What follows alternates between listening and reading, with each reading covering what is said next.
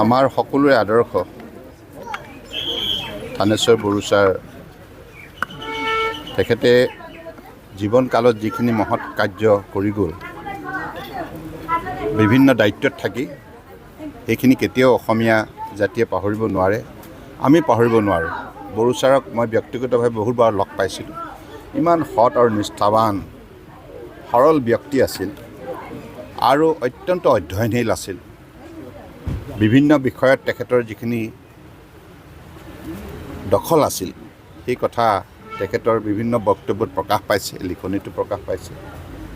গতিকে এগৰাকী আদৰ্শ ব্যক্তি হিচাপেও অসমৰ প্ৰাক্তন ৰাজহ মন্ত্ৰী হিচাপে, শিক্ষামন্ত্ৰী হিচাপে তেখেতে যিখিনি সেৱা আগবঢ়াই গ'ল খুব সততাৰে, সেইখিনি বৰ্তমান চামৰ ৰাজনীতিসকলে শিকিবলগীয়া কথা।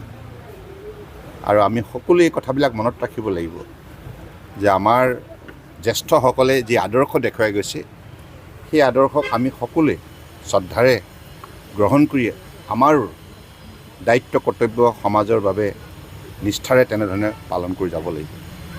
গতিকে মই আজি এই ক্ষণত বড়ো ছাৰলৈ গভীৰ শ্ৰদ্ধাঞ্জলি জ্ঞাপন কৰিছোঁ। শোকসন্তপ্ত পৰিয়ালবৰ্গলৈ সমবেদনা জ্ঞাপন কৰিছোঁ। তেখেত সদায় আমাৰ মাজত জীয়াই থাকিব। তেখেতৰ কৰ্মৰাজিয়ে মানুহৰ স্মৃতিত সদায় সজীৱ হৈ থাকে।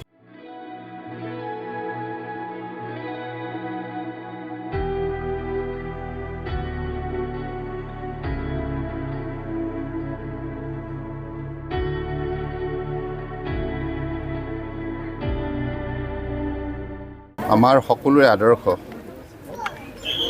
থানেশ্বৰ বড়ো ছাৰ তেখেতে জীৱনকালত যিখিনি মহৎ কাৰ্য কৰি গ'ল,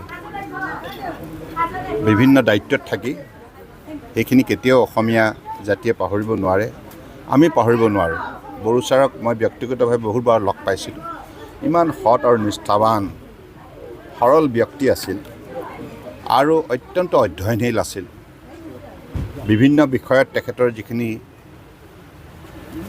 দখল আছিল সেই কথা তেখেতৰ বিভিন্ন বক্তব্যত প্ৰকাশ পাইছে, লিখনিতো প্ৰকাশ পাইছে। গতিকে এগৰাকী আদৰ্শ ব্যক্তি হিচাপেও অসমৰ প্ৰাক্তন ৰাজহ মন্ত্ৰী হিচাপে, শিক্ষামন্ত্ৰী হিচাপে তেখেতে যিখিনি সেৱা আগবঢ়াই গ'ল খুব সততাৰে, সেইখিনি বৰ্তমান চামৰ ৰাজনীতিসকলে শিকিবলগীয়া কথা। আৰু আমি সকলোৱে এই কথাবিলাক মনত ৰাখিব লাগিব যে আমাৰ জ্যেষ্ঠসকলে যি আদৰ্শ দেখুৱাই গৈছে সেই আদৰ্শক আমি সকলোৱে শ্ৰদ্ধাৰে গ্ৰহণ কৰি আমাৰ দায়িত্ব কৰ্তব্য সমাজৰ বাবে নিষ্ঠাৰে তেনেধৰণে পালন কৰি যাব লাগিব।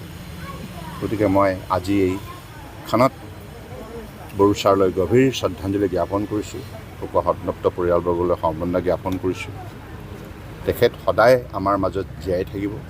তেখেতৰ কৰ্মৰাজিয়ে মানুহৰ স্মৃতিত সদায় সজীৱ হৈ থাকে।